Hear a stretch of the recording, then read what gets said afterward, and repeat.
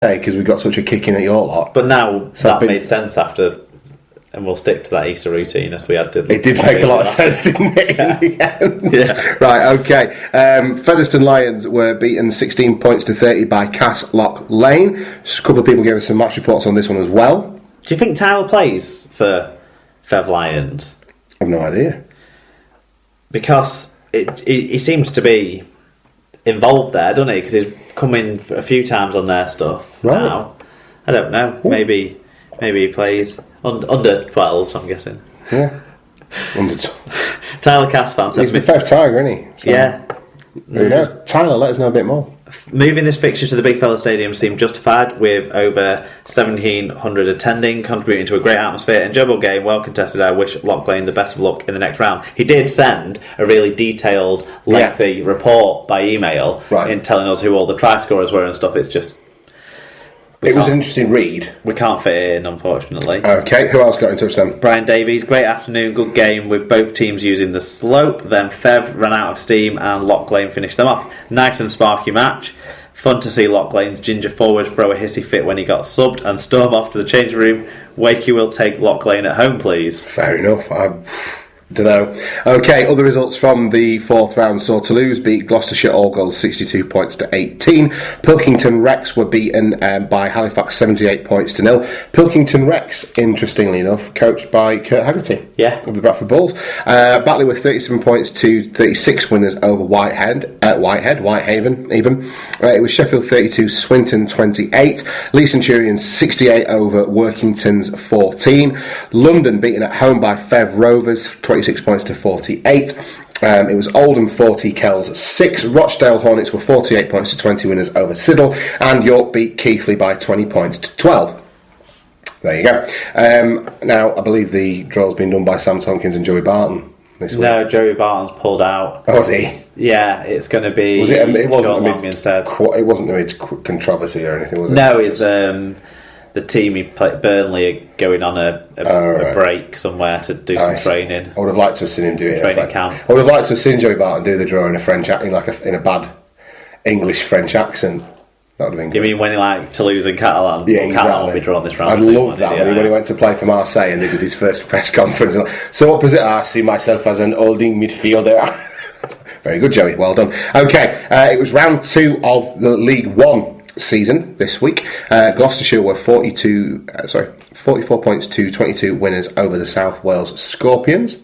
Yeah, that was like the catch-up game they didn't play on the weekend because they wanted to incorporate the game into Gold Cup week down there in, Cheltenham area. Gloucestershire. Yeah. So that's what they did. They had a tie-in. We talked about it a few weeks ago on the show, didn't we, actually? Yes. And we got a few bits of interaction on this, which was cool. So Danny G, at Danny Garbs, he said, all Goals versus South Wales was live streamed. Looking to live stream all games this year, manpower and equipment notwithstanding, all done by students on media and journalism. Fantastic. So I presume it means all games that Gloucestershire play. At home, yeah. Because obviously the link to the university there. And Yeah. So I did say this to Danny at the time, but if there's anything we can do to help promote that, Danny, please let us know, and we'll big it up to people ahead of time so that they know where to go and what to look for. Well, I think you can still go links we can tweet and stuff. I think you can still go back and watch the game back, I think. Okay. Alan Witts got in touch. 5 days of rugby started with this round 2 fixture on a cold Wednesday night. Some scrappy play and silly errors as you would expect so early in the season. Scoreline should have been bigger with only 4 of the 9 tries converted by the All-Golds with the first choice kicker out. 2 games in 4 days and a trip to France will be hard going. Oh, you'll love it. And Alan Walker, he must have obviously watched this on the on the stream, I'm guessing. Yeah.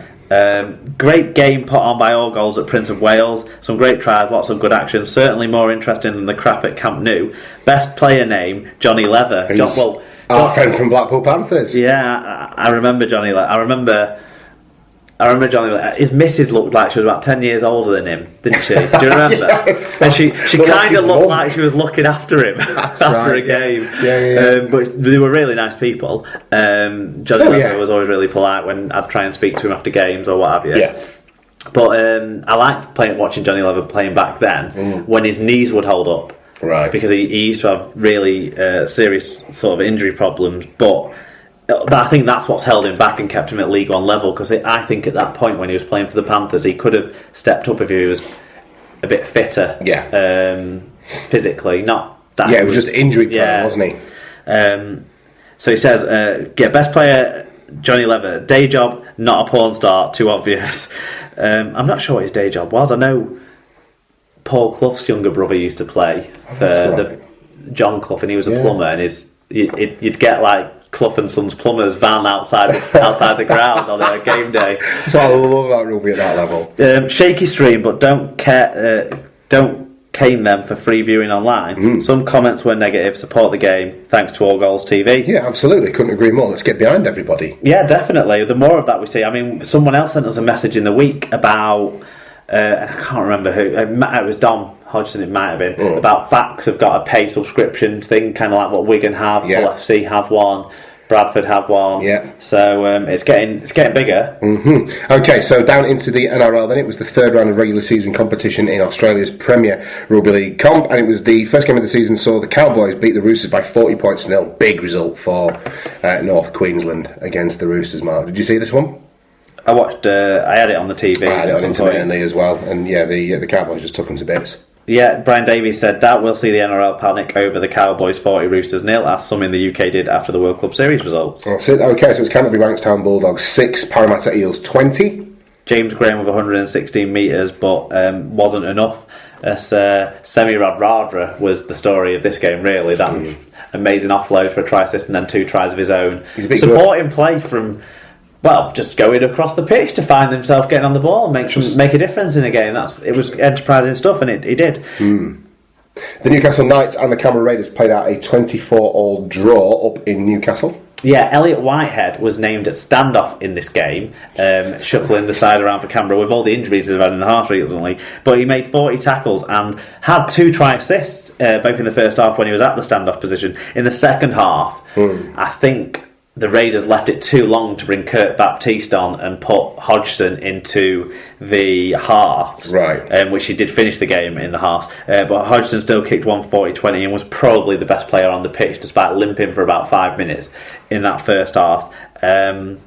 Josh Hodgson is just playing really well. Stepping up, yeah. Okay, there was a drop goal victory for the Penrith Panthers as they ran out 23 points to 22 victors over the Brisbane Broncos. Yeah, Eden and Reid played in this, but Reid didn't play the full game.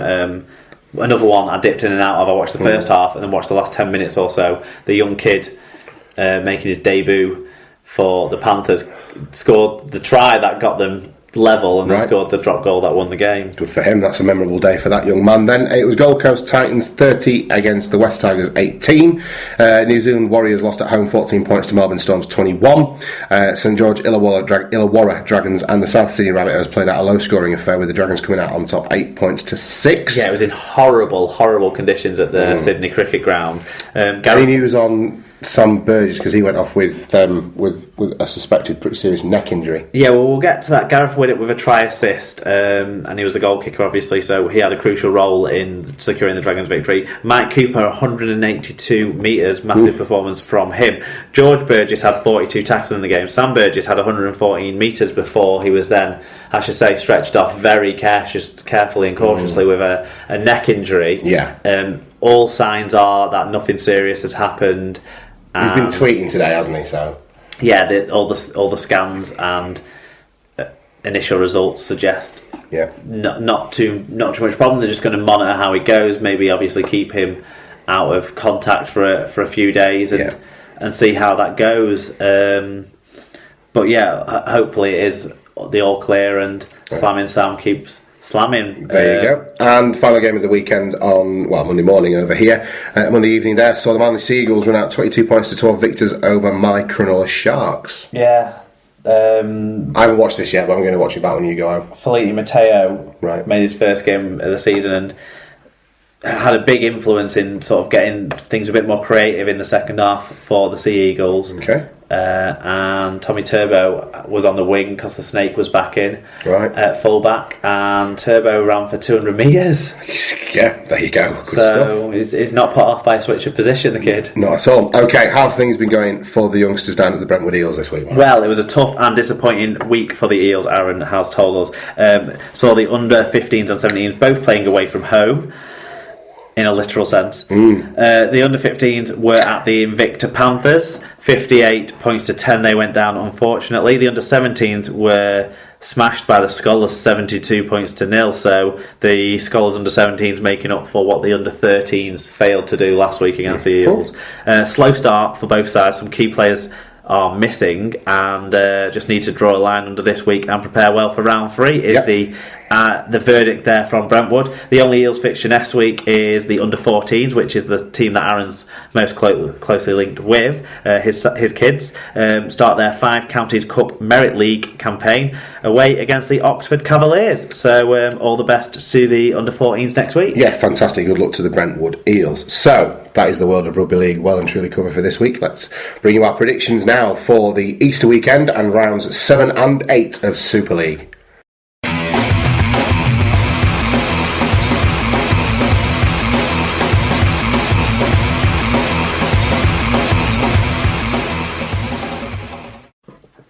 Okay, so a full complement of fixtures played over Good Friday then. We'll start at the Menderhose Jungle Mark, where Castleford, beaten up and struggling for form, take on the Leeds Rhinos. How do you see this one turning out? Well, these should all be tough games to call, but I think it's tricky, isn't it, this one? I think I'm going to edge Leeds. I can't think that they'll be as shoddy with opportunities as they were last week. Castleford have got a long way to come back from what happened to them in terms of the way Warrington beat them. Although they're not playing against a side that's attacking with any sort of consistency or decisiveness this week, I think they're still playing against a good side. And if the Leeds forwards play like they played last week, I think they'll set a good platform, especially if Andy Lynch is missing. That is another big miss for Castleford, isn't it? What score have you gone for? I think with the amount of leaders that they have out now down the middle of that side, I'm going to think that they're going to lose, and 26 points to 14 is the scoreline I've come up with. It'll be interesting to see if Roberts maybe edges back in, or if Hampshire still plays, if Hampshire moves to fullback with Dawn now confirmed out for 8 weeks.